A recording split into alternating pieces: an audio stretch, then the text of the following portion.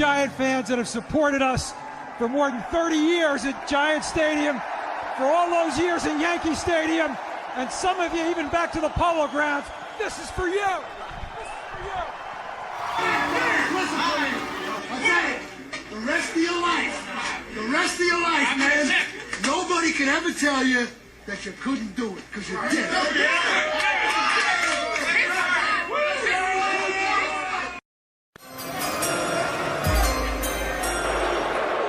With the second pick in the 2018 NFL Draft, the New York Giants select Saquon Barkley, running back, Penn State.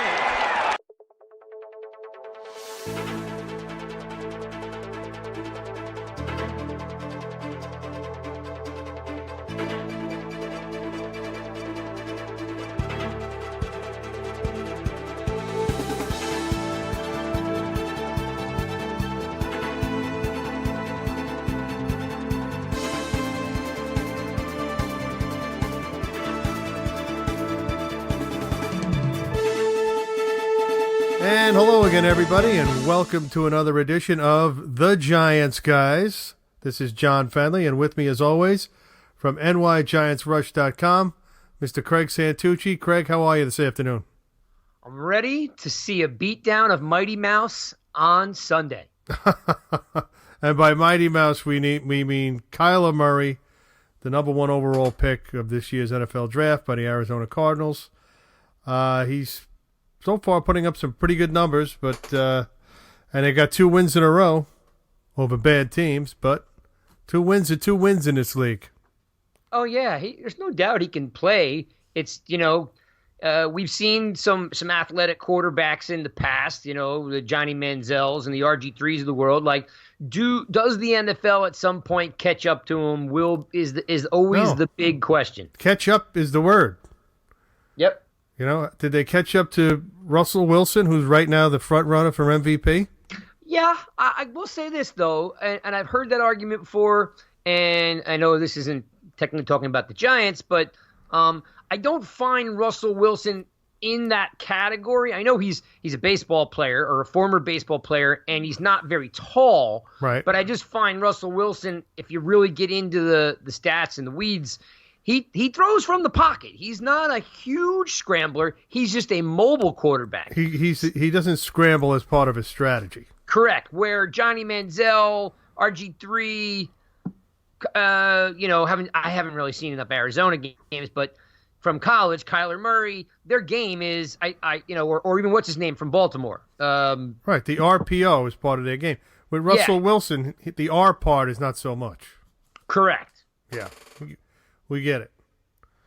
And to tell you the truth, Murray, that's his game.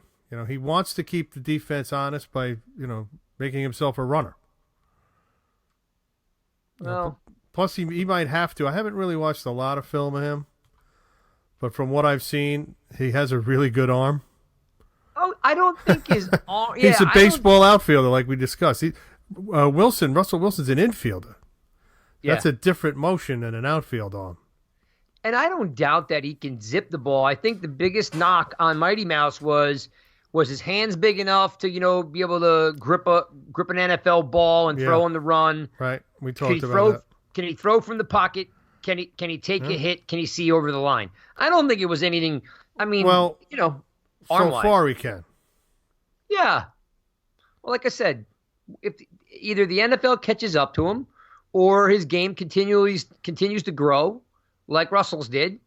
Yeah. And again, I'm not putting them in the same category. I do think they're opposites, where Murray runs first, and of course Wilson throws first. But we'll see. The Giants on Sunday are going to definitely need, and I tweeted this out earlier today.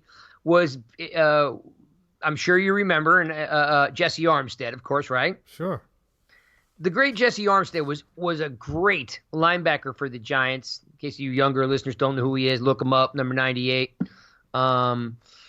Jesse was always a great spy. On whatever quarterback it was that was mobile, Jesse was a great spy. So I'm hoping that they're going to implement some type of spy on Murray, because if you do let him go, he will run. Yeah, you have to put somebody on him. You're going to have to dedicate a guy. Now, that doesn't mean that guy's going to do a good job, but at least, he won't turn it upfield. Well, it also depends. That was my point on the tweet was, Jesse Armstead was a great spy because he can run. David Mayo has turned into a really nice linebacker for the Giants, considering he was a scrap heap guy or, guy cut. But he's definitely not the guy to cover Kyler Murray. No. So they better figure that out, whether they use someone like Peppers or that's the main candidate right there. Yeah, because you really got to be fleet of foot, and you got to be able to tackle him and bring him down, or he'll get down a sideline on you quick. Wouldn't shock me at all if they put Peppers in there just to spy Murray and put Sean Chandler back in Peppers' spot at safety. Wouldn't be a bad idea. Or Tay Davis. Or what's his name? The linebacker who had a Polynesian guy had a great preseason. Tauifa. Yeah, like he can run. Yeah, well, they're going to have to put somebody there, and those are the main candidates, the only candidates, in my opinion. If it could be done at all. If you could just hem him in, that'd be great. Keep him from turning the corner or turning upfield. That would be perfect. And I think they could do that. I think what we saw last week in New England, the defense started to gel a little bit. Started to play together more. Golden seemed to be more active. He looks pretty good now. I saw a tweet from Carl Banks that you commented on about Lorenzo Carter. Somebody said that he needs to change positions, which I actually suggested last week. Oh, well, then you got off the hook easy. You didn't catch Carl's wrath. I mean, yeah, I saw it, but Carl's also not coming through with the production. I see that he has all the attributes. We get that. Where's the production? Yeah, no doubt. I think that's what I want to know. That conversation stemmed with, I don't know what game was it. There was a game where he totally disappeared. Pick one. Well, no, he had a good game last week, so it must have been the Viking game. And so then the conversation started raging on. Oh, he's not this, he's not that, and the other thing. Like I said, we all jumped in on it. But right. what he is not, and there's no one, and I'm gonna stick with Carl Banks on this one. Like, he is not a middle linebacker. No, who said he was a middle linebacker? I said defensive end. Yeah. Listen, DN, outside linebacker, some guys can stand up, put their hands in the dirt. There were numerous people on Twitter that wanted to move Carter to the inside just because of his size. He does not have the body style. And also, at this stage in his career, moving him to the inside would just hurt him. I mean, inside linebackers are hurt the Giants, too, because that's not his game. Exactly. And that's kind of where I was going was, well, people don't understand it. If you haven't played the position, I mean, inside linebackers are unique cats. One is you're constantly scraping through traffic. You're constantly banging bodies with fullbacks and guards. You're reading where the ball is. You're scraping through bodies. I think that to play middle linebacker and that off-ball thing, you have to be a smaller guy now in this league. You have to be a 6'2"-ish. 235, 240. Some of those guys are very successful because they're a little quicker than the bigger guys. Look at Luke Kuechly.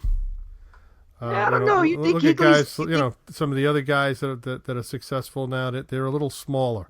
You think Kuechly? I had to look it up. I don't think Kuechly's that small. He may look smaller, but because he wears the smaller shoulder pads. But Kuechly's got to be 250. No, I'm gonna look it up. I don't know. They list him at like 6'3", 240. But I don't think he's that big. But to your point is that leaner, faster. You got to be able to scrape through traffic. You're downhill first. Carter's very lean and tall, and he's 260. But he doesn't move well. He's 6'5", about 260, and to me, he looks more like a DN than an outside linebacker. But and ever since he got to Georgia, he was one of the top recruits in the nation. He just was an underachiever. There's something missing. It's not the effort. It could be the on-field acumen. Yeah, you're right on Keeley, by the way. 6'3", 238. That's a good size, but he's not enormous. That's exactly what I was this week until I lost 5 pounds. There you go, nice. 6'3", 239 I was. And then I just lost 5 pounds because my 239 and his 239 are a lot different. Yeah, sure. Well, I'm also 59 years old. and he's running a 4.5 40. But yeah, it's just they're different body styles. They're different. Like, you just don't put a DN/linebacker at middle linebacker and expect him. It'll hurt the Giants and his development. So you would have to hope that Betcher can bring the best out in him. Sometimes it's a coach, but someone needs to work to his strengths because the Giants do need him to produce. Yeah. Good luck. I don't know. I like the kid. I think he's going to be a good. I don't know. Is he going to be a good football player? I don't know. We'll see. Why did he last till the 3rd round? I don't know. Connolly was a 4th round pick, right, or a 5th round pick. 5th round pick. Yeah, but he wasn't a top recruit in the nation. Like this kid, and when he coming out of high school, he was like, "That's the next so and so." That's going to be a 1st round pick. That kid, and then he went to a great program. It's not like Georgia doesn't produce linebackers. No, I know. You could only hope that they find a way to keep him going. He had a good day against the Patriots. Golden had another great day against the Patriots. So the defense is starting to click a little bit. Yes. My question is why I had to wait 5 games for Betcher to actually turn these guys on. I know. Like, it's like, hello, what are we waiting for? It's very frustrating, but he got a lot of young players, a lot of new parts.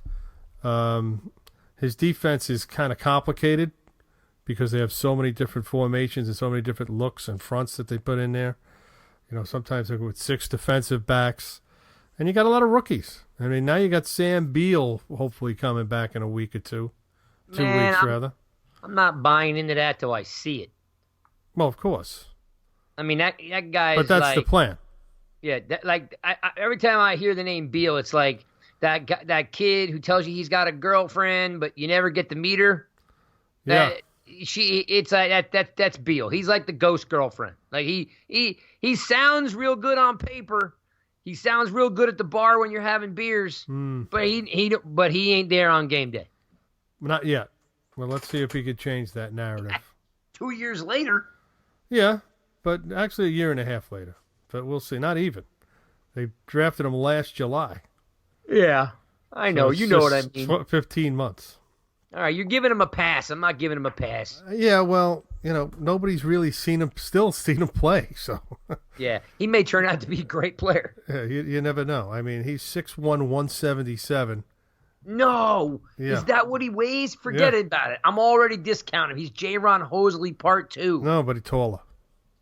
But tall. J-Ron Hosley was 5'10". Yeah, so they say. I think he was more like 5'8".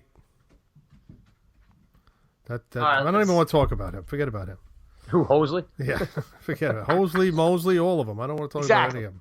All right, so Sam Beal, it says Sam Beal is okay. Now, you might be pulling his college weight because that's what it says in the program on the Giant website, I think. All right, because I just looked him up and it says he's 6'1", 190. So all right, so he had a hamburger. Okay, good. Well, I'm gonna go look at the Giants roster because I'm thinking that weight sounds like his college weight, and now he's been in an NFL program for a year and a half. They must have put some bulk on him, but yeah, of course.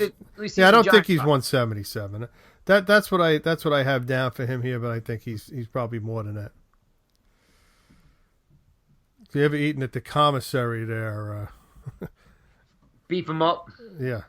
Well, they actually have healthy choices, which kind of shocked me because I don't know if they give the media one menu and the players another.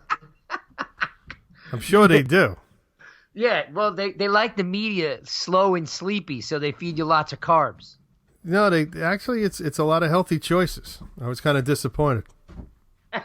You were looking for the New York Giants non-healthy menu? Yeah, I was looking for where is the how come I don't get a prime rib? Gotcha.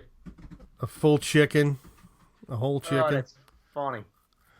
Looking like Boston Market with the rotisserie behind the counter. Yeah, well, that facility's really nice, so they could probably, yeah, it's a lot of healthy choices, and I'm like, no way these guys who are eating 6,000 calories a day are eating this food. So by the way, you're 100% right. Again, as you always are. The Giants, roster has him listed at 6'1", 177. The only thing I could think of, and this might be a stretch, but because he hasn't been playing, they're not updating his information. I mean, 177? I just don't see that possible. He's not even a cruiserweight. Yeah, exactly. In case he's like a middleweight. In case he picks up a second job, yeah, he might not want to think about trying to get into the cruiserweight. Yeah, he's a little light. No. I don't know at 177 how he's going to hold up in the running game. I just think it's I don't want to say it's a leverage thing at that point. I just don't know if they're keeping up on it. You know what I mean? Like, he's been on the shelf for a year and a half. I'm tweeting the Giants right now. If you're 6'1" at corner, I think you should weigh 195. I am going on record right now telling you I am tweeting the Giants right now about Sam Beal's weight and what's the deal. Because 177, that's just not possible. Yeah. I mean, that's like you're basically transparent at 177. And see if Dexter Lawrence is still at 345. I don't think he is. I think he's more than that. Hey man, he moves pretty good for a big dude. Yeah, it's inertia, physics, whatever you want to call it, but when he strong. goes forward, you go backward. That's it. Yeah, he's starting to really catch on fire too up front. Well, that's the difference between a guy like Lawrence and a guy like Carter. I think Lawrence knows his position, and he understands the game. Down and distance, little nuances here and there. Which guy's going to block him or try to block him? And he makes adjustments. That's the way you're supposed to do it. And some players are just out there trying to figure out what they have to do, and even though they have amazing physical ability, don't get the job done. Well, the good news is that Lawrence is coming along because he's a first-round draft pick, and the Giants need him to be productive up front. We just slowly starting to get some production from the outside. So, Golden's having a great year. And, if we can get Zimenez going, I mean, I wouldn't say – I was corrected on Twitter today saying that Golden has some statistics, but against the run, he isn't very good. No, he's a pass rush specialist. Yeah, so that's why they have him here. We know that. I think he shouldn't be playing every down. And he doesn't. I think also, too, if you think about it, like they swapped him out for Martin when Martin got hurt. It's just a really big jump in ability, right. Ability and age and be able to bend at the hips and work your way around the tackle. Golden is right now is as advertised. You know what I mean? Mm-hmm. A guy who got lost in Arizona with a change of a defense comes here. Him and Betcher, work well together, and he's doing well. And again, if you could get some sacks out of Zimenez and Carter, I mean, you'd feel a whole lot better about the pass rush. Oh yeah. We all know that's one of the biggest. Well, I'm going to read that some we have. stats to you, but let me go through the injury report first. All right, that's very important.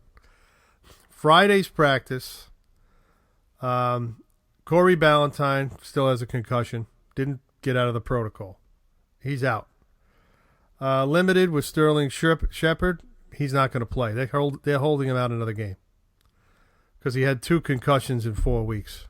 I took a lot of flack on Twitter for that, too. Yeah, they're not putting him in. Well, listen, take it from a guy who's had 7 concussions. That doesn't show. Oh, man, that's cold. Oh, I'm sorry. You said that about yourself. Come on. Yeah, I know. But it is. You set me up, too. No. Listen, it's all good, man. It's all good. But it is definitely something like every time you get one, you're more susceptible for another one. Of course. You never know when you're really gonna get one or how it's gonna feel. No. But there's nothing wrong, and I hate to say I love Shep. I was glad they re-signed him and everything. I wouldn't have a problem for his overall health and well-being. I would have no problem if they shelved him to November 1st. I just wouldn't have a problem with it. I agree. Concussions are really hard to shake, and then if you don't feel good, you start playing very tentative. You're not laying out for balls. You're not going over the middle. And you don't want him to turn out to be like poor Wes Welker, who took a pounding at the end, Yeah, absolutely. So, Al Toon. I just, and then the conversation I got in was very similar to Barkley, which we'll talk about in a minute, but, continue with the injury report. But yeah, I'm fine. They're holding him out. I think it's the right way. It's the right move. Okay, so full practice. Saquon Barkley, Evan Ingram, Wayne Gallman, Olsen Pierre. So there's Wayne still Gallman, full practice? Full practice on Friday. That's today. So they just sent it to me. They haven't cleared them to play yet. All right, but they haven't put them out. So there's nobody doubtful, nobody questionable, but I haven't seen clearance, so I'm going to assume they're going to clear all 4 of those guys. Interesting. And that's a great thing, right? It is. Again, right back to what I just said 15 seconds ago. I think you got to sit Gallman. I just don't think Gallman's ready. Some of these guys. Now, again, I don't know the severity of it, but, couldn't hurt. And I'm also, and again, I took a lot of flack for this too, is like, are we really ready for Barkley? I mean, high ankle sprain, ligaments and tendons. Yeah, he's ready. Right. And they said, we'll see, because they don't want to say definitely he'll play. But even if it comes to game time, I expect him to be dressed. Oh, yeah, he's going to dress. Yeah, so, that's good. He may not get 25 touches, but I'm assuming he's ready to go. And, knowing Barkley, the first time he touches the ball, he'll rip off a 30-yard run, Yeah. So that'll be refreshing, and I hope he's fully healthy, because, those kind of high ankle sprains can be chronic if you continue to injure him. Oh, I agree. Okay, let me go through some numbers for you. Bring it. All right. This week's game between defending Heisman Trophy winner Kyler Murray and Daniel Jones is a rare top 10 quarterback matchup. It will be the first time rookies, who were the first 2 quarterbacks chosen in the draft, will face one another since 2015, when Jameis Winston played against Tennessee and Marcus Mariota. Since the 1978 NFL-AFL merger, rookie quarterbacks selected in the top 10 have faced one another 9 times, with the quarterback being selected higher, winning the game 5 times. Okay, so now that's out of the way. Interesting. The Murray effect. Ooh, you're not going to like this one. Okay, bring it. In his last 3 games, Murray has 986 total yards, 834 passing, 152 rushing, 5 TDs, 3 passing, 2 rushing, just 1 turnover in 126 attempts. He has a 128.2 passer rating and 3 TD passes last week versus Atlanta, the highest single game totals for a rookie quarterback this season.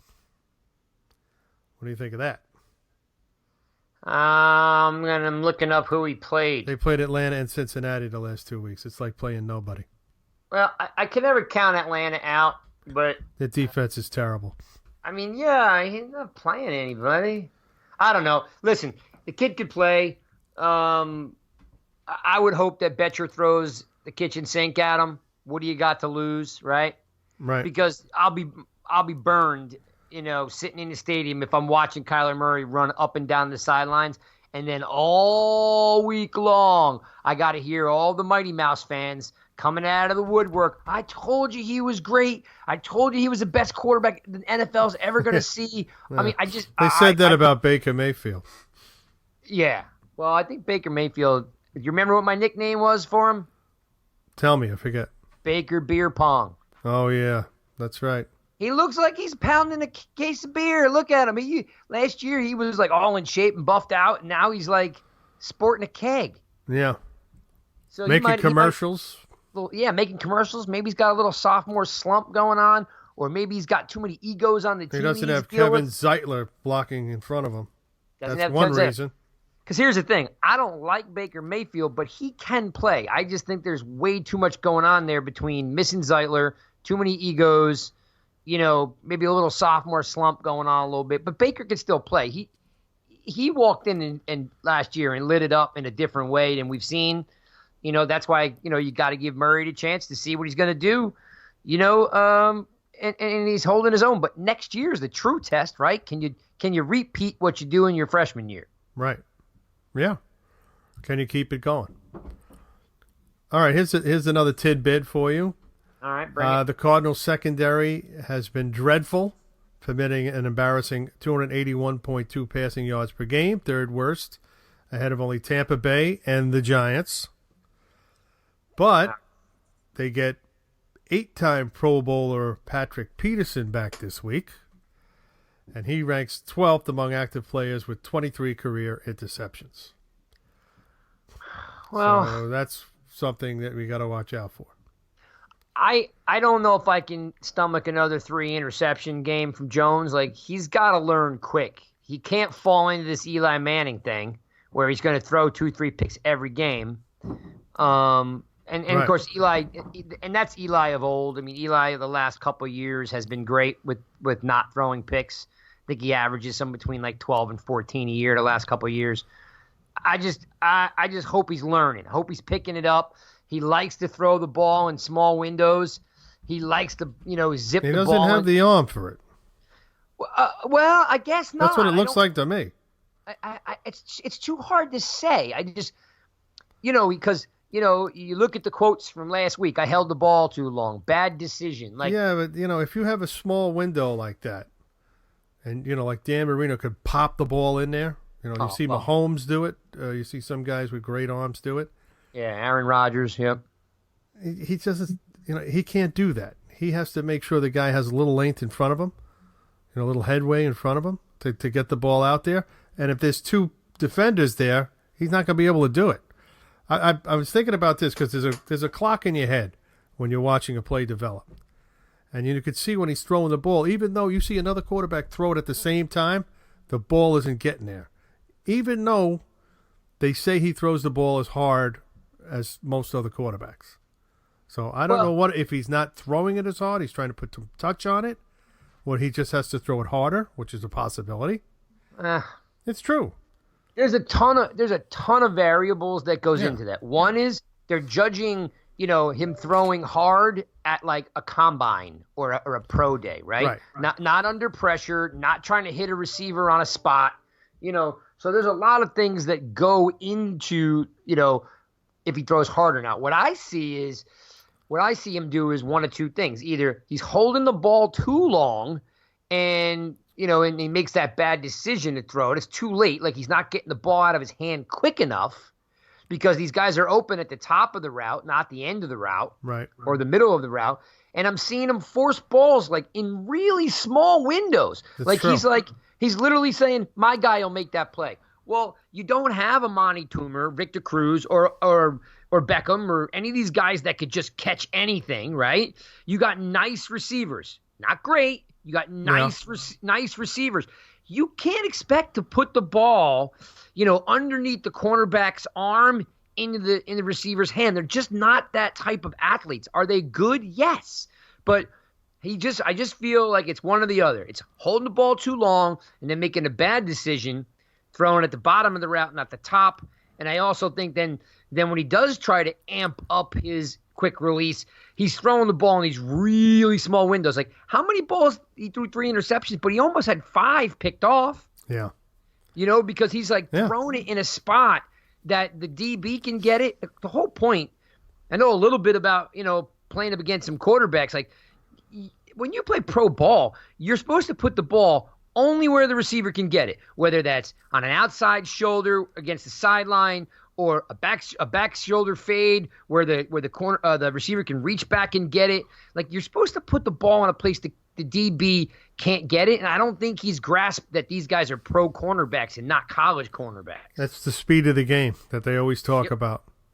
Yep. You know, he's got to acclimate to that. He's got to learn that.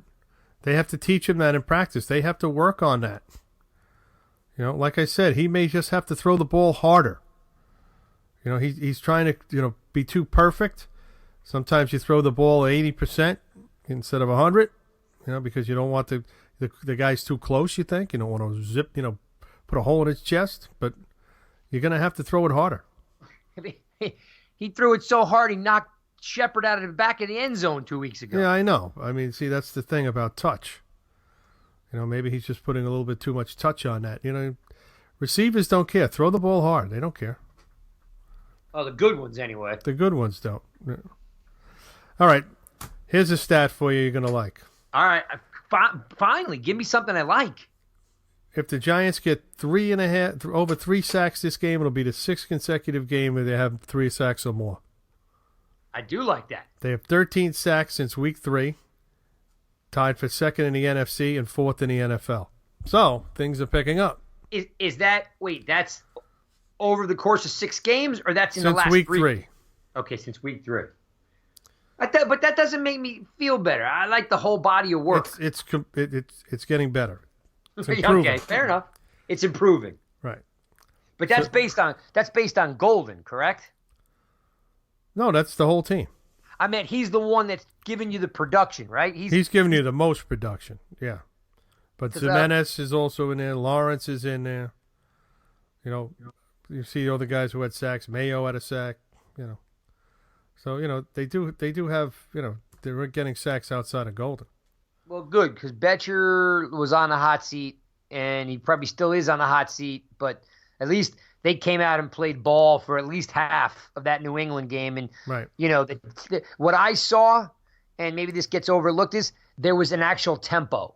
The defense was playing with tempo, and that completely throws the offense off when you're like, man, these guys just keep bringing it over and over and over, and they're getting after it. After a while, you wear those offensive guys down.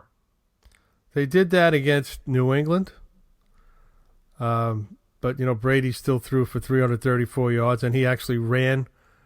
He had a couple of quarterback sneakers, 2 for touchdowns, 1 for a first down. So, they weren't they weren't playing that well.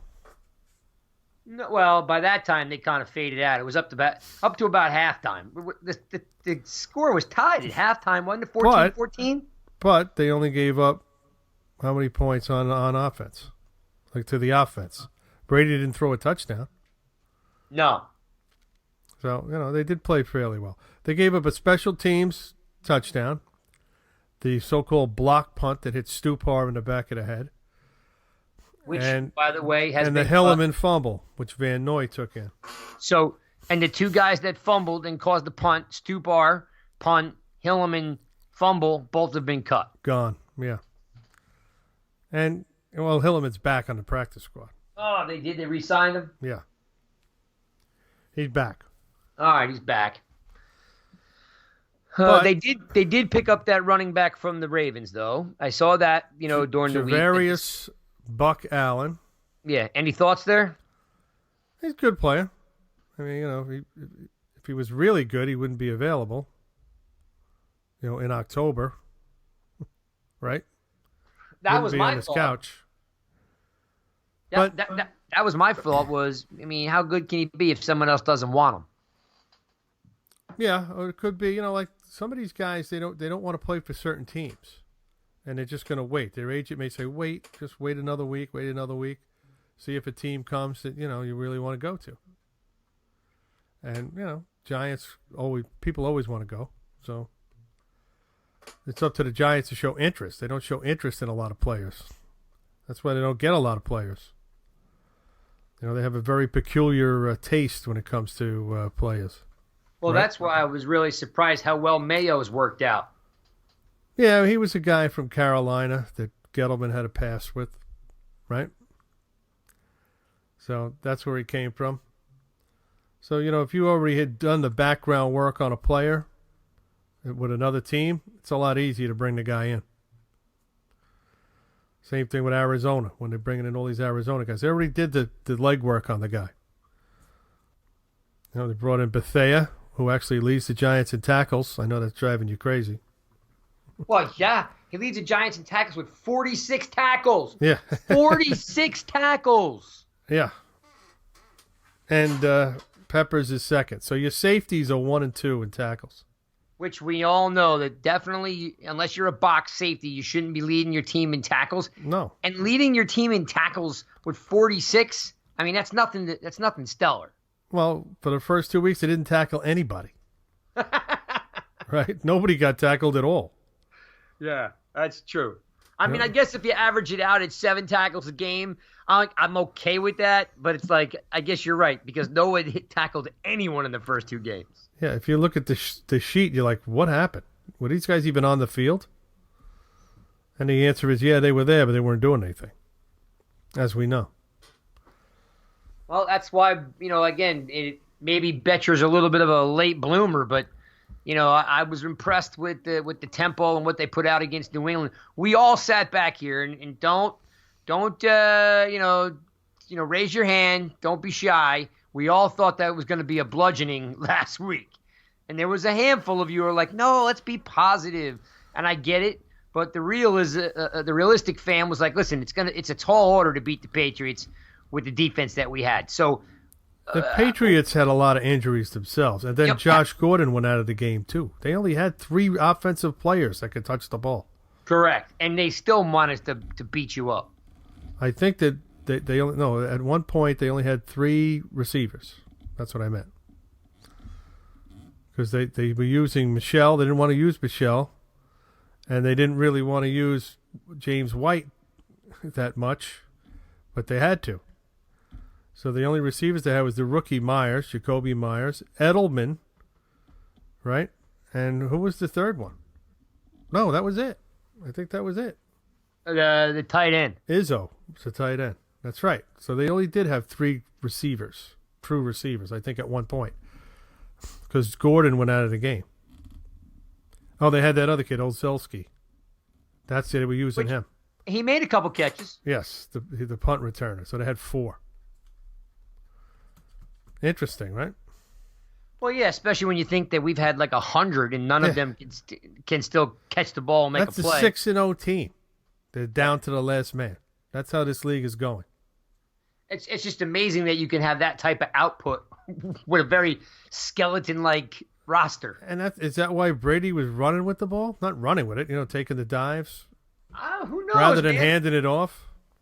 Maybe that, or he's just feeling froggy at 42 or whatever he is. You saw what happened with a quarterback keeper in the Chiefs game. Kid's knee got landed on. Yeah, what's the word on Mahomes' injury? It's saying about a month, maybe.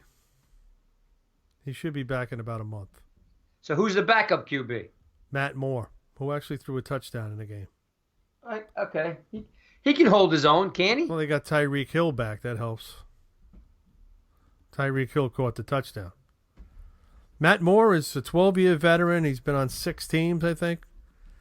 He's always played well and mop up. He's not a guy that you want starting for a long period of time, but he could do the job. And the one thing I was impressed with in that game is Steve Spagnuolo's defense came alive. He's the Chiefs' defensive coordinator. They started to play a little bit.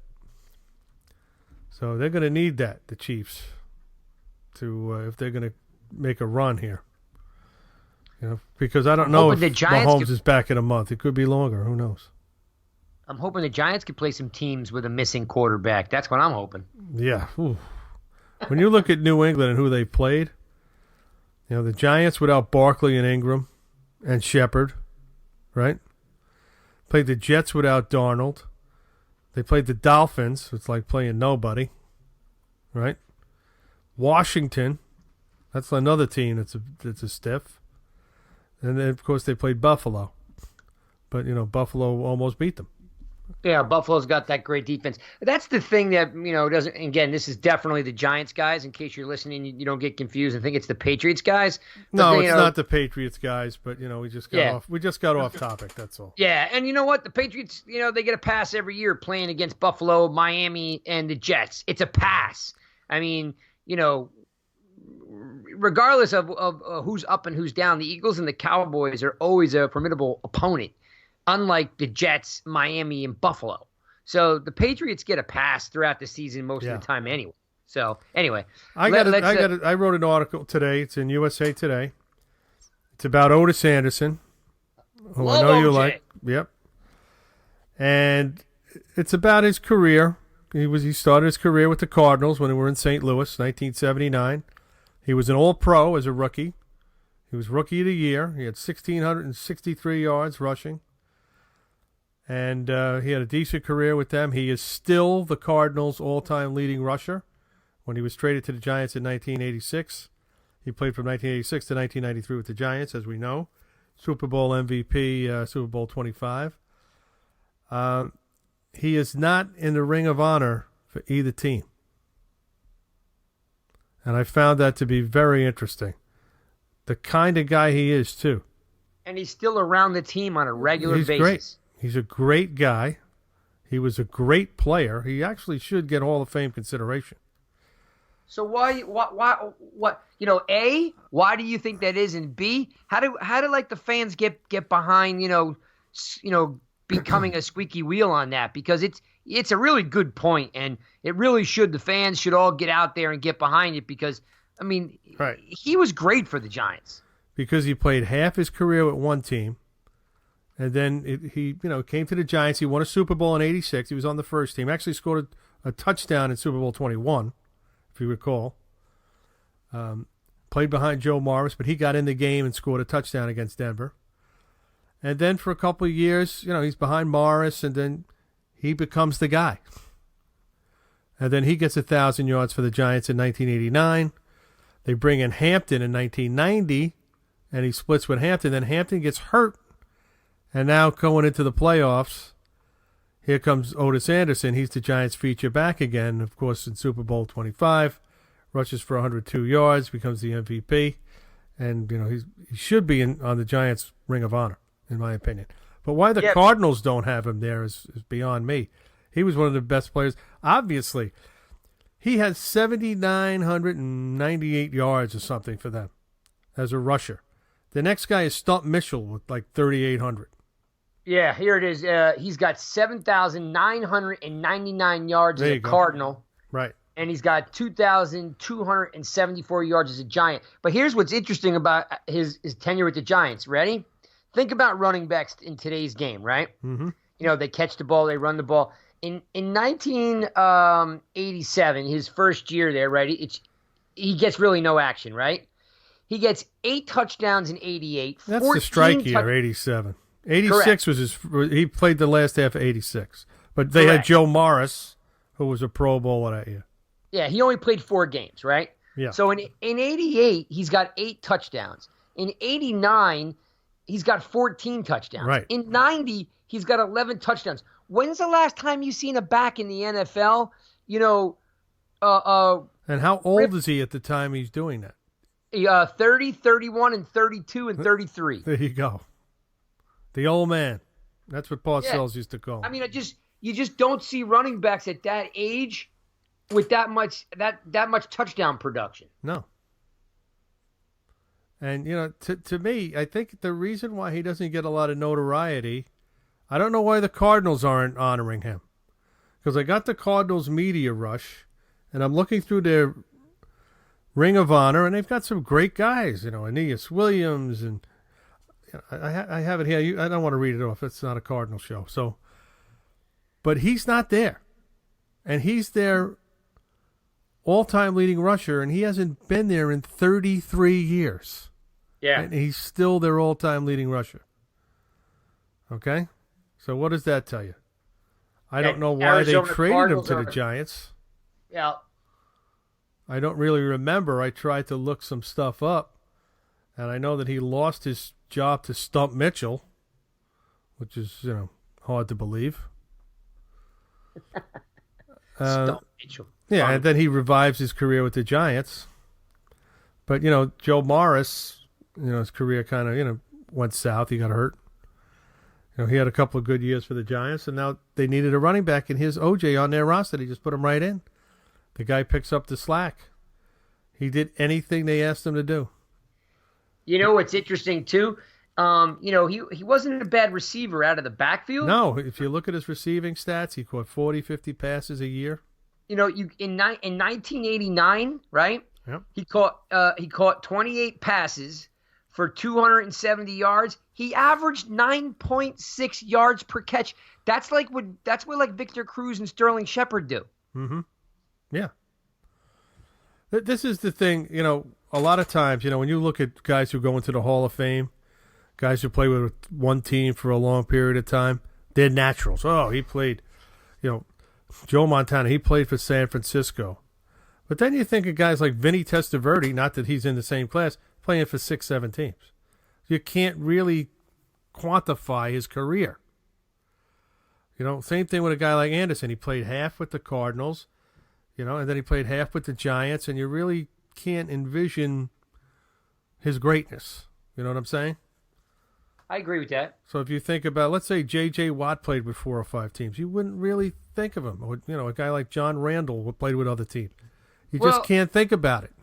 It's interesting you say that because it reminds me what happened to one of the best. Listen, I didn't like the guy, but one of the best all-time defensive ends ever to play the game was Charles Haley. Right. I mean, Charles Haley played with what? The Niners? I'm going to tell you, he played with Dallas. Cowboys. The guy's got like 4 or 5 Super Bowl rings. He does, and he showed me 3 of them. There you go.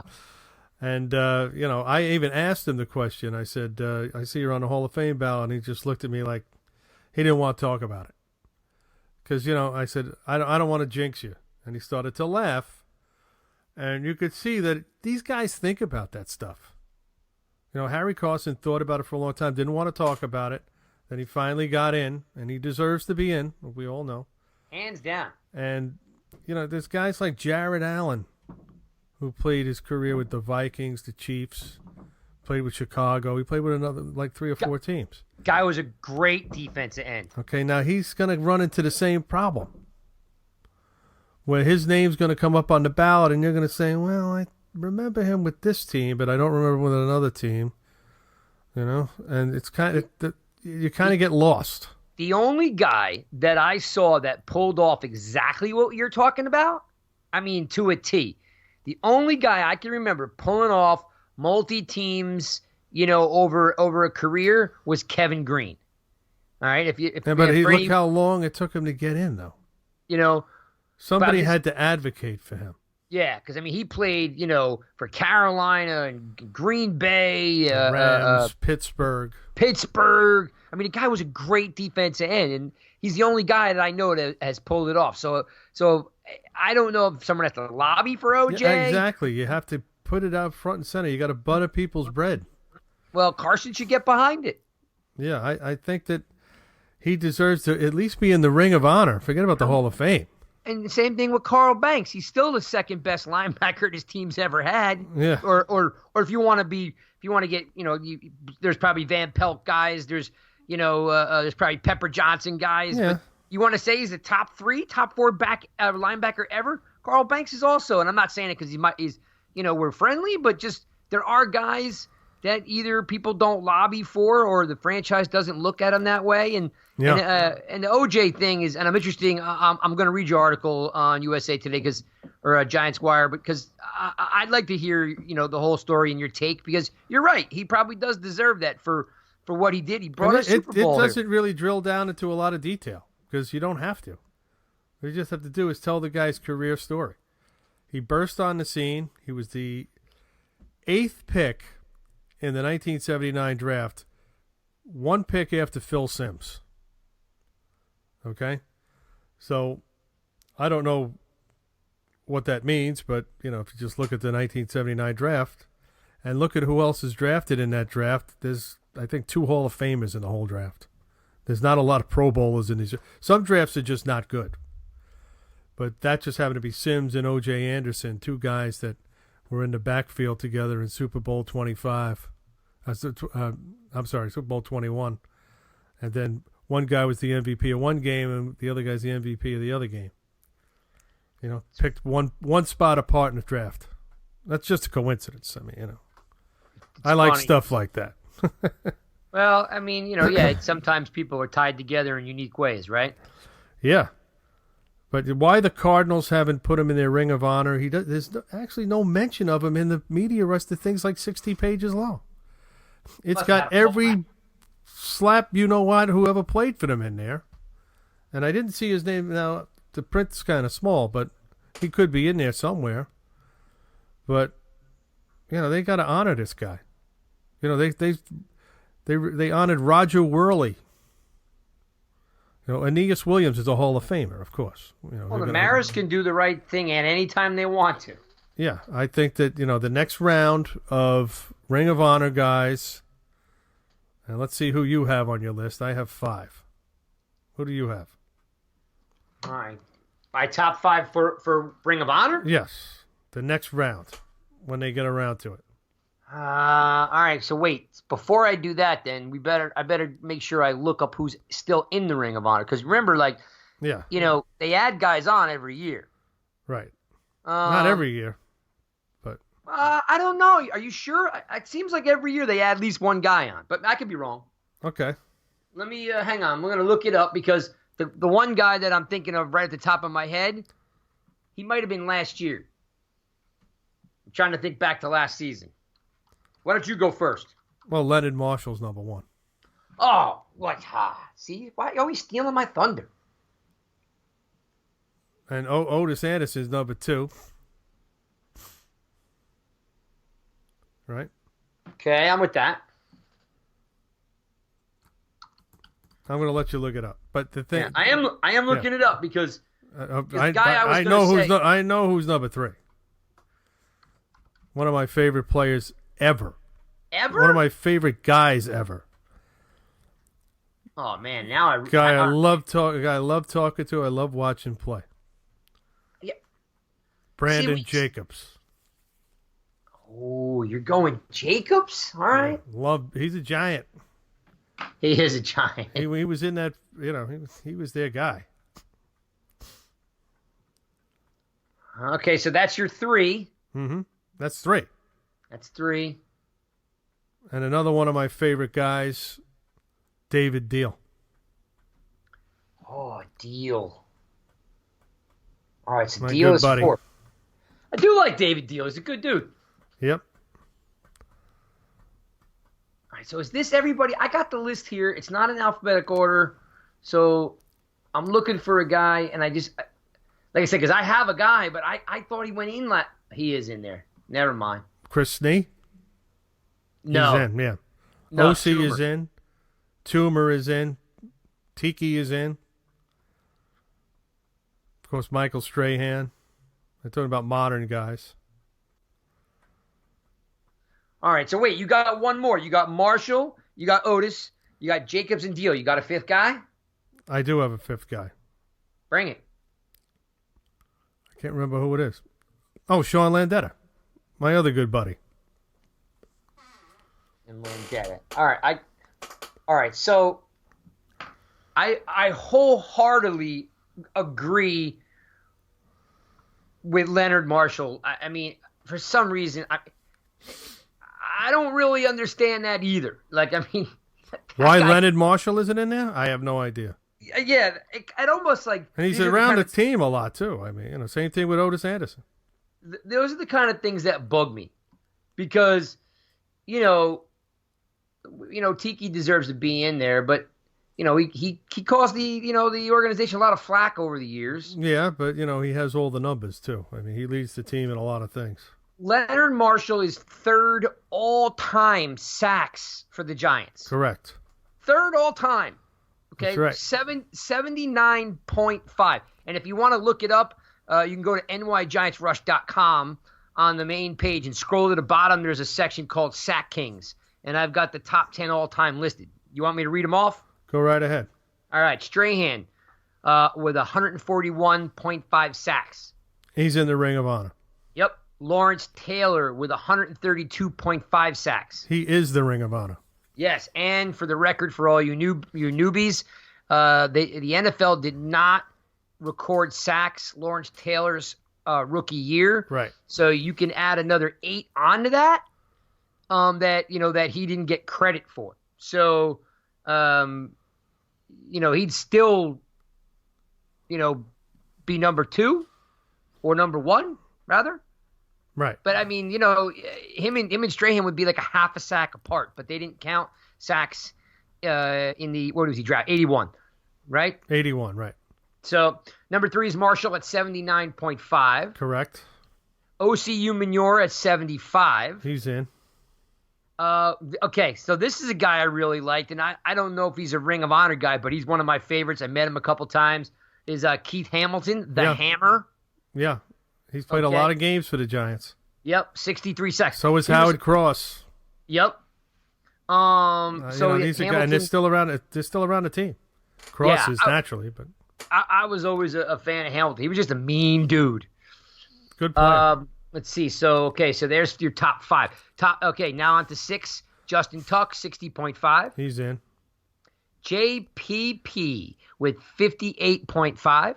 It'll be a long time before he gets in. Yeah. George Martin with 46 sacks. I don't think he's in the Ring of Honor. Okay, hang on. I'm pretty positive he is. He should be in there. I can't think if he is or not. I don't remember him going in. But hang on. I got the list right here. I hope he is. George Martin was inducted in 2010. Thank you. Okay, he's in the beginning. Yeah. Yeah, he was in the first actual wave of... Yeah, he should be. Yep. After George Martin, in the top 10 all-time sack leaders is Matthias Kiwanuka. Matthias Kiwanuka. Yep, at 38.5. And number 10, rounding out the sack king list from nygiantsrush.com is none other than Carl Banks at 36 sacks. Yep. He's in the ring. So, to your point, Leonard Marshall, done. Ottis Anderson, done. I'll take both of those. So, my thing with Jacobs is this. If you're putting Jacobs in, then you better put Bradshaw in. Okay? That's the way I feel. It was I understand that. You could. I mean, I'm just saying Jacobs was, the kind of guy that, always represented the team well, and, he's a fan favorite. So was Bradshaw. And David Deal played a long time. Now, Deal I can definitely see. I mean, but my question would go to you is, are there guys out there like Sean O'Hara? Yeah. I mean, Sean O'Hara, he's like the second best center of all time the Giants have had in the modern football. Yeah. Right? Yeah, I mean, you can start putting a lot of different guys. I'm just talking about my favorites. Yeah. But then there's some guys like, what about the Brian Kellys? He should be in there. He played a long time for the Giants and for a lot of bad teams. Crunch Bunch. Played for a lot of bad teams. Doug Van Horn was an offensive lineman, played for a lot of bad teams. All right, ready? How about this one? Ready? I mean bad teams. Oh, yeah, no, they were... You were only a kid. What about Pepper Johnson? There's another guy. How long did he play, though? I mean, that's another thing. Some of the best players they had, the Giants, only played a few years. Y.A. Tittle only played a few years. Yeah, well, played that's 4 years. Yeah. 5 years. No, 4. Fran Tarkenton played 6 years. Victor Cruz only played a few years. Yeah, that was one that always kind of bugged me because he was just so good for the Giants, heart and soul kind of guy. Jeremy Shockey, one of the best players they ever had. Yeah. Played a couple of years. That's it. Maniac. Yep. But him and Beckham, talented as anybody they've ever had. Let's see. No question. So Pepper Johnson played for the Giants from 86 to 92. It's long enough. Then the Browns from 93 to 95, the Lions in 96, the Jets from 97 to 98. Yeah, so he had a career after the Giants, a long career. But, with the Giants, I think he's out of here in the Dan Reeves era, right? So 92? That might have been Fossil. Hang on. No. That's Reeves? That's Reeves. Yeah. Because he wanted lighter linebackers, more swift guys like Michael Brooks. Remember him? Oh yeah, because he was a Denver guy. Michael Barrow, and no, Barrow was later, but Barrow was a Carolina guy, and he was more stout than the stuff. Yeah, that he Reeves played won. later on anyway. That's not the guy I'm thinking of. I know who you're thinking of though too. Not Canavis McGee. Let's see. Dan Reeves was. Oh, you nailed it, man! You're never wrong. Dan Reeves, Broncos, 81 to 92, and then Giants 93 to 96. Right, 93 to 96. You're good with the numbers, man. You know these years good. Yeah, I wasn't really that cognizant back then, but in retrospect, I remember. I was in the stands I had good seats back then, too. I was sitting in the end zone, or in the corner of the end zone, about 15 rows up, so you could see the whole field. No, it's a great seat. It's a great seat, and the exit to the parking lot was right over my shoulder. So if they started to stink the place out, I was out of there. Well, you don't. My car, I park in the same spot every week too. It was tremendous. Man, driving in that stadium's just crazy. I can't even imagine what's going on now. I was talking about Giant Stadium, not MetLife. Yeah, it's true. I'm not allowed to go to MetLife. I have to. That's not true. I have to do the games from home. Yeah, but you can go anytime you want. I could go anytime I want. I know. Don't be fooling the listeners thinking that you're banned from the stadium. No. I could go and sit in the press box too. I could do that, which I've done many, many, many times for MetLife. Yeah, I don't know if I can stomach those guys for too long. It's just there's nothing special about the press box. You're up a little bit and you're in the corner of the end zone. You're on the 10-yard line. So, they kind of stick you all the way up. You don't see, you don't really get close to the game.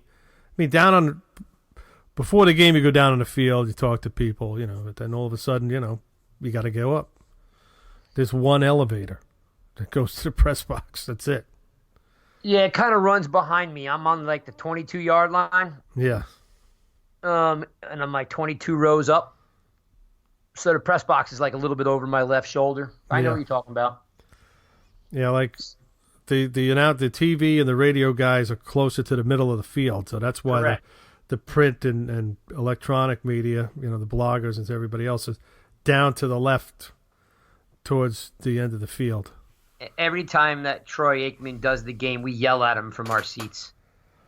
Well, you know what? I think Troy's actually been fair to the Giants. Oh, you know what? You're in the minority. You're at the game, so you don't know. I know. Yes, you're right. When I'm at the games, I don't know. You don't know what he's saying.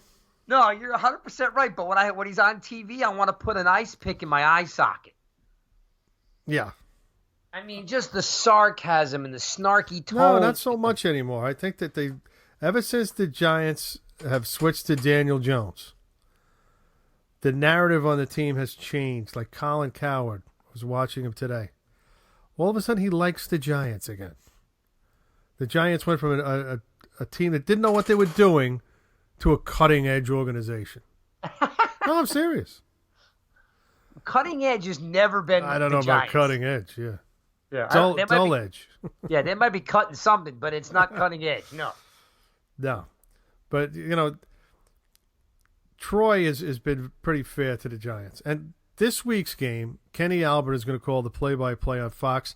And Greg Olson, who's the tight end of the Carolina Panthers, is on a bye. And he is going to be the color commentator. Analyst, excuse me. So, you have piqued my interest there. Yeah. So, just to kind of give you background, I'm a very big fan of Greg Olson, okay? Yeah, he's a smart guy. Well, past that, I'll tell you why. Good guy. Yeah, good guy, good NFL guy, good family guy, good for the sport, Man of the year. But, man, that whole thing. But the reason why I'm always fascinated by the Olsons is his dad is a legendary high school football coach in the town I played in. Is that right? Yeah. So, that's right. He's a Jersey kid. Yeah. Yep. Yeah. So the town that I went to high school in had three main high schools. Was Wayne Valley, which was, of course, in the valley, in the low part of town. You had DePaul. Low geographically, or? Yeah, geographically, yes. Oh, okay. So you had like one half of the town, big town. You had the Wayne Valley, which was just lower geographically, and then you had DePaul, which was the Catholic high school, which was kind of in the middle between the two, and then up on a hill, was Wayne Hills, and so his dad was a legendary coach. I don't even know if he's still active, but he was like a legendary coach at Wayne Hills forever. So, he was there through the 80s, 90s, 2000s. Just I've always had a interest in the Olsons. Greg had a brother that never made it. But I just always I like the way he plays the game. So I'm curious to see if this is basically kind of a notch for him on the next career, because he's been beat up the last couple of years. From what I understand, they asked him to do it. He wasn't looking to do it. He's Really? looking to become a TV guy, but they asked him on his week off if he could do this. Oh, they must really like him. Yeah, so apparently they like him. Fox, I guess the bench is running thin. Oh, because it's baseball, right? Baseball playoffs, probably. Well, yeah, they don't use the same. I'm talking about the analysts. I mean, Yeah, but if you got guys doing baseball, they're probably traveling and can't do football, right? No. You're talking about play-by-play guys. Yeah, that's true. Good point. The Fox game that's left is the American League game, and they were using the Dodgers announcer. The kid who took over for Vince Scully. That's who did the Yankees yesterday. Okay. So he doesn't do football, from what I understand. Although I'm going to tell people out there something they don't know, or maybe they do. Vince Scully was once a CBS play-by-play football guy. Really? And if you ever watch the game where Joe Montana throws the catch to Dwight Clark, Yep. Vince Scully is making the call on TV. Really? Yeah. That's pretty cool. So I got that going for me. Yeah, you're the historian, no doubt about it. And that was a great game, great play. Of course, that's one of Dallas's biggest losses of all time. And speaking of biggest losses, how did they lose to the Jets last week? We're not even talking about that. But they're 3-3. They're only Giants are only a game behind the Cowboys now. Well, let's switch gears real fast because we're running out of time, right? So let's we switch got about gears. 5 minutes. So here's my thought. What do you want to What do you want to see out of the Giants this weekend that will allow them to win? Like, I want to see them play some defense. Okay, so you think if they play lights out defense, they can win? Any game. Even if they don't put no points on the board. Yeah, well, they're going to put points on the board, I think, when they have all their guys. Okay. Okay, when they have their guys on the field, this week they'll have Barkley, they'll have Ingram, they'll have Tate. I think that's enough, right? Slayton. That should be enough to win, to score some points, especially against Arizona secondary, even with Patrick Peterson. But the defense. Okay. Come on, you've got to stop. You got to stop the run, which they do, and they did against New England in some key spots. But then again, look against Minnesota. Dalvin Cook, I know he's hard to tackle, couldn't catch up to him. I think that's a lot has to do with the linebacking changes and the injuries at linebacker. I think if you get some steady presence in there at linebacker, things will start to calm down. Baker is calmed down at corner. You don't hear his name. If you don't hear his name, that means he's doing his job. There were games I never heard Darrelle Revis' name at all. They talked about how great he was. I said, I don't hear this guy's name at all. Why? Because he covered his guy and didn't throw the ball that way. That's what you want to hear. What you don't want to hear is your name if you're a cornerback. So they're picking on Jenkins. And now he's starting to step up a little bit. So I think that's a good start. I'm going to tell you real quick what I want to say. You okay with that? Yeah, go right ahead. Because here's my thing. This is your world. I'm just living in it. No. It's plural. Giants guys. plural. Here's the thing. I never get my wish. It always happens. But what I want to see, and this is just kind of, there's a little bit of philosophy kind of in here, is give the ball to Barkley. And give the ball to Barkley a lot. And this is the reason why. If he's healthy, I don't want to baby him. But here's what I want to see is Barkley hasn't done anything, right? He hasn't really taken off because he's been hurt. Right. So he needs to get that confidence back. He needs to start being the face of the franchise. But here's the thing. When Barkley's running the ball, what is it going to do? It's going to settle down your quarterback. It's going to get all those interceptions are going to go away, the scrambling, the fumbling. Yep.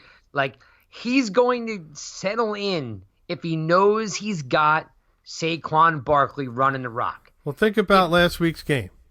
He had nobody around him, Jones, so it was very easy for Bill Belichick to say, let's put all our efforts into stopping Jones. Yep. That's what they did. Yep. So I just want to see old school smash mouth football, and I just want to see Barkley get 20 carries because it's going to make Jones feel better that he doesn't have to win the game with his arm or running or whatever the RPO.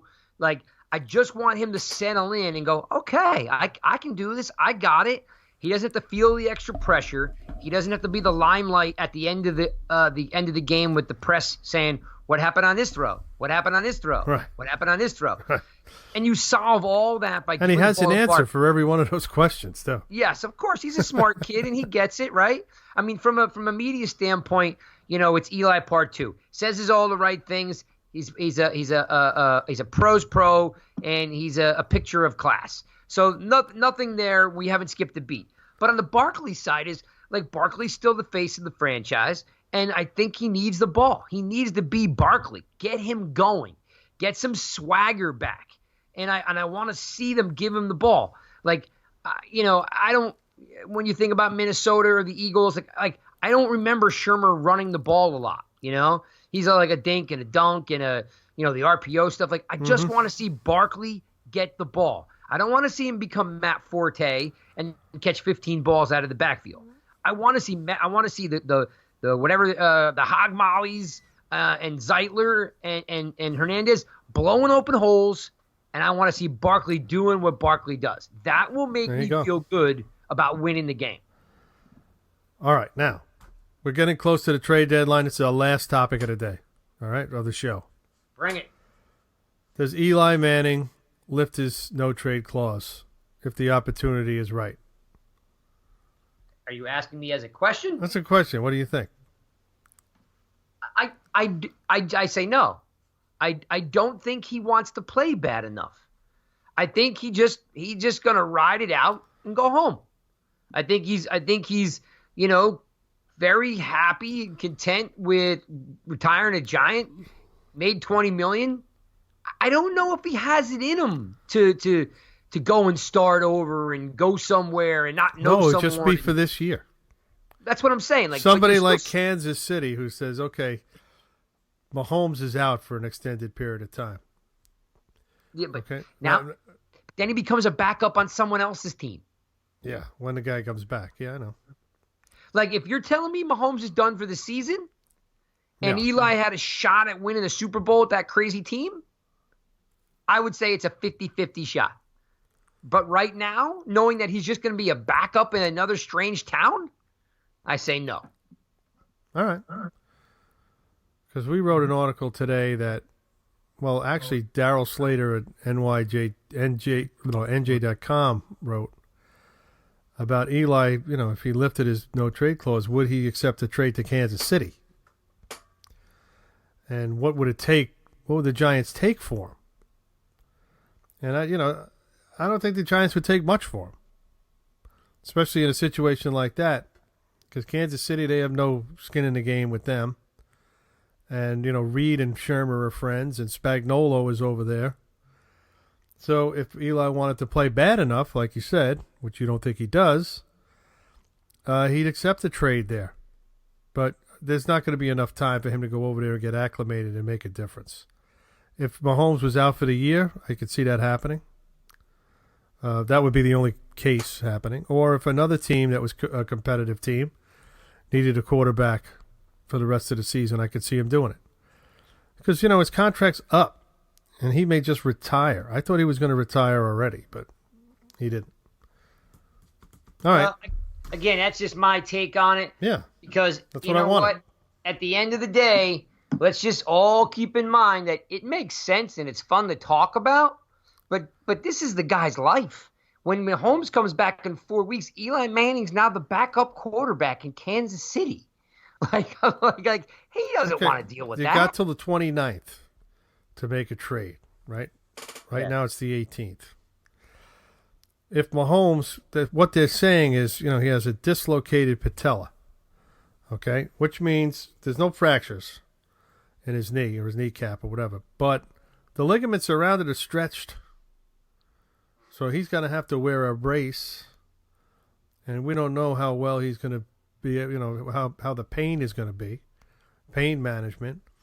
And, he could be out 6 weeks. He could be out 7 weeks, right? Yep, could be.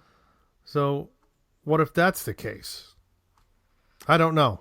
Yeah, I don't. Are they going to go with Matt Moore? They're built to win this minute, that team. Yeah. Is there another viable quarterback out there that's sitting around doing nothing? Probably. Colin Kaepernick. No, that guy hasn't played in 3 years. I know. I mean, don't get me wrong. From the standpoint of Kansas City wanting to win, yeah, it would be the move. That would be the first call you made. But I don't see Eli Manning because I just think Eli's going to be like, wait, you want me to go to Kansas City, play in the cold, and then Mahomes comes back and I got to sit on the bench in Kansas City when I could be at home playing with my kids. I got to go to the playoffs. I got to hang around the team. If you're the competitive spirit that you claim that you are, you would take the job. I think is the key word there. So you don't think he has it? He wants to do it. No, I don't. I mean, like I said, it's 16 years. Like, what has he got left to prove now? No, he's got nothing to prove. But if that were the case, he would have walked away already. Well, listen, $20 million on the table. You're gonna hang around. The money keeps you around, of course. Not just money. That's not just money. That's called the bank, the Brinks truck. $20 million. It's a baseball player who I will not name because he may be listening to the show. The poor guy. He played 22 years in the major leagues, and they asked him why he was still playing. He says, because they're paying me to do it. He had the love for the game. He lost it long ago, he said. But he only played because he was getting paid. So if that's the case, All right, here's a bigger question. I'll leave you with this. All right, last one. Come on. Do you want him to play in Kansas City? I don't care. He's not playing here. If he's happy doing that, it's fine. All right. Just checking because some people don't want to, tarnish it. Seeing him wearing red and sitting on the bench. Playing for the Eagles, Cowboys, or Redskins would be bad. All right, fair enough. We are playing the Giants in the guys. AFC West. Hey, power to you. We are the Giants guys. Thanks for listening. NYGiantsRush.com. You can find John at a whole bunch of places, which he's about to tell you. That's right. The Giant Insider magazine and Giants Wire on the USA Today Wire Network. All right, guys. Thanks for listening. This has been the Giants guys. We'll be back next week. Good stuff.